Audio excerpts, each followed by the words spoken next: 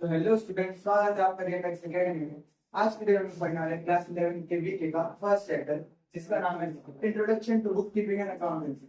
आज के इस चैप्टर में हम पढ़ेंगे कि बुक कीपिंग क्या होता है और उसके अंदर कौन कौन से टर्म्स है और उनका मतलब क्या होता है। तो सबसे पहली चीज हम देखते हैं बुक कीपिंग। बुक कीपिंग का मतलब क्या होता है?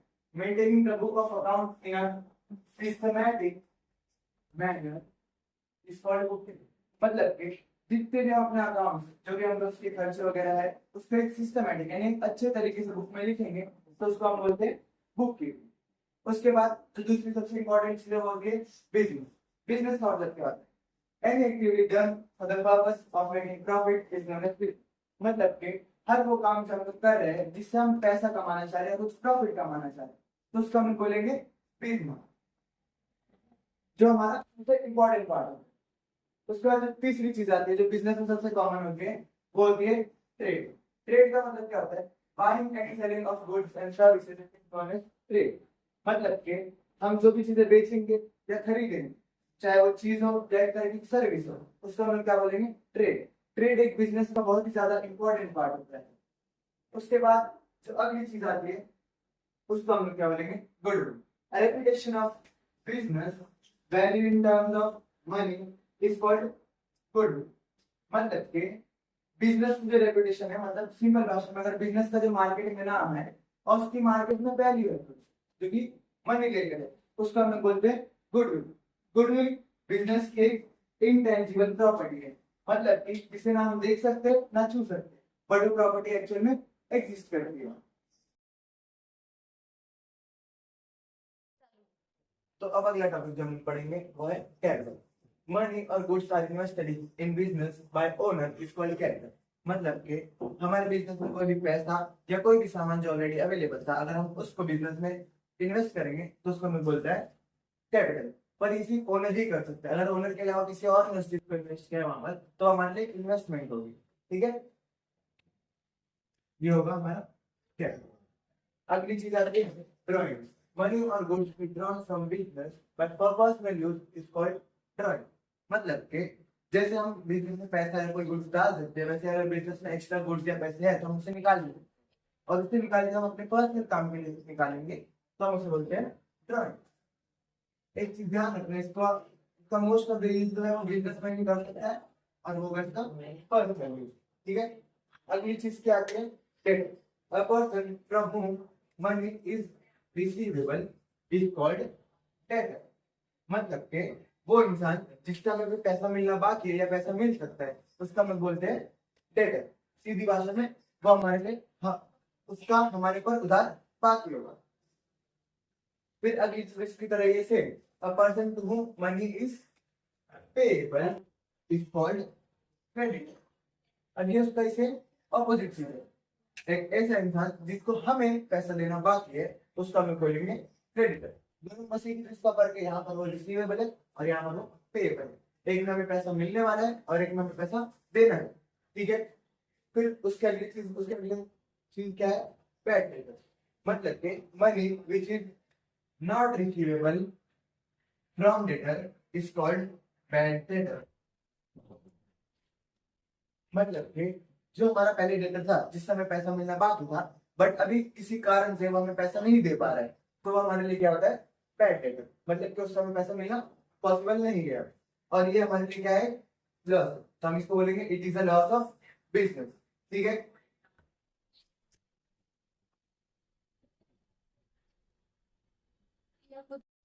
हम पढ़ेंगे वो है एसेट्स। एनी फिजिकल थिंग और right own by business that has money value is called assets. मतलब कि हर वो चीज जो कि फिजिकल है जिसे हम टेंजिबल एसेट्स भी बोलते हैं, और राइट जिसे हम इनटेंजिबल एसेट बोलते हैं। मतलब फिजिकल थिंग जिसे हम देख और छू सकते हैं, राइट्स यानी इनटेंजिबल एसेट्स जिसे हम देख और छू नहीं सकते, जो कि हो सकता है गुडविल, ट्रेडमार्क या फिर पेटेंट, और उसकी मार्केट में मनी वैल्यू होना चाहिए। मतलब उसके लिए हमें पैसे मिल सकते हैं, उसकी वैल्यू इतनी होना चाहिए।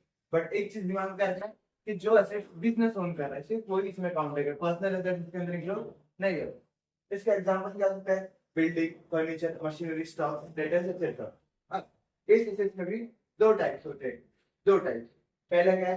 Fix asset, the assets which give long term benefit to business are fixed asset, मतलब कि वो एसेट जो कि बिजनेस को लॉन्ग टर्म यानी काफी ज्यादा समय के लिए बेनिफिट देंगे, उसको हम बोलते हैं फिक्स्ड एसेट। जैसे कि बिल्डिंग, फर्नीचर, मशीनरी एक्सेट्रा, ये मोस्ट ऑफ द टाइम ये सारे बिजनेस पूरा उसकी लाइफ टाइम में होता है, या एटलीस्ट 10-15 साल के लिए सारी चीजें उसमें होती है। उसके बाद क्या आता है, current asset. The asset which are held in business for operating purpose, it is short term in nature, मतलब कि वो एसेट जो किसी ऑपरेटिंग पर्पस के लिए यानी सिर्फ 1 से 2 दिन के काम में होते हैं, उसको हम लोग बोलते हैं क्या, करंट एसेट। और इसका नेचर क्या होता है, शॉर्ट टर्म, यानी बहुत ही कम समय में इस्तेमाल होता है। इसका एग्जांपल क्या होता है, एक होता है स्टॉक्स जिसमें हम गुड्स को काउंट कर सकते हैं, एक होता है हमारे डिटेल्स। डिटेल्स भी हमारे लिए एक तरीके का एसेट है कि जो भी हमें पैसा देने वाला है, हमें पैसा मिलने वाला है तो हमारे लिए एसेट है। ये होता है करंट एसेट और ये होता है फिक्स्ड एसेट।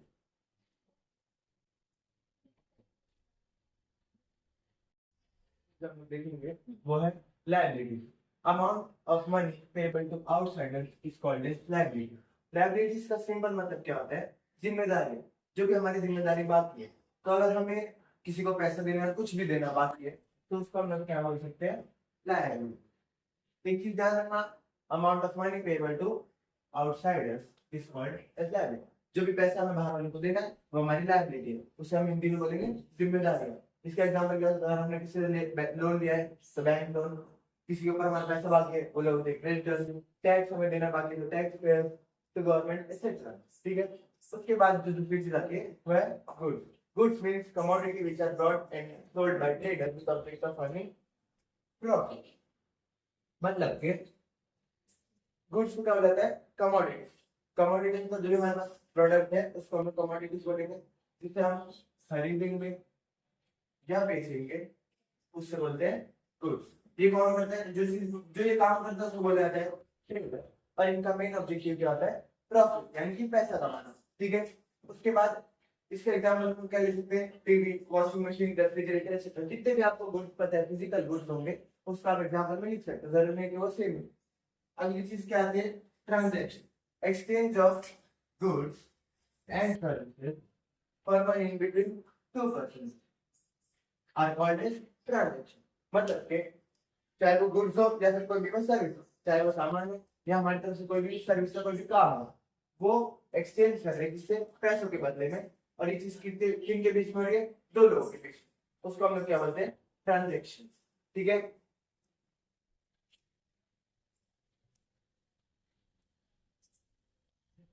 ट्रांजैक्शन, ट्रांजैक्शन के भी दो टाइप्स, एक होता है कैश ट्रांजैक्शन और एक होता है क्रेडिट ट्रांजैक्शन। आइए देखते हैं वो क्या है। Transactions in which buyer makes payment of cash immediately at the time of purchasing are called as cash payment। मतलब कि जब हमारे ट्रांजेक्शन के बीच में जो बायर है, जो भी हमारा सामान खरीद रहे, वो क्या कर रहा है ना, कि पेमेंट उसी टाइम पे कर देगा जब वो सामान खरीद रहे, तो उसको हम लोग क्या बोलते हैं, कैश ट्रांजेक्शन। इसकी तरह ये क्रेडिट ट्रांजेक्शन, क्रेडिट का मतलब होता है उधार पे। तो transaction in which buyer does not makes the payment of cash immediately at the time of purchasing goods। मतलब कि इसमें क्या है, जो बायर है वो गुड्स खरीदते टाइम कैश की पेमेंट नहीं करेगा, वो क्या करेगा, he makes payment of cash on some future date is called trade transaction। मतलब कि वो उसकी पेमेंट कब करेगा, कोई फ्यूचर में, कोई आने वाले समय की किसी भी दिन को उसकी पेमेंट कर देगा।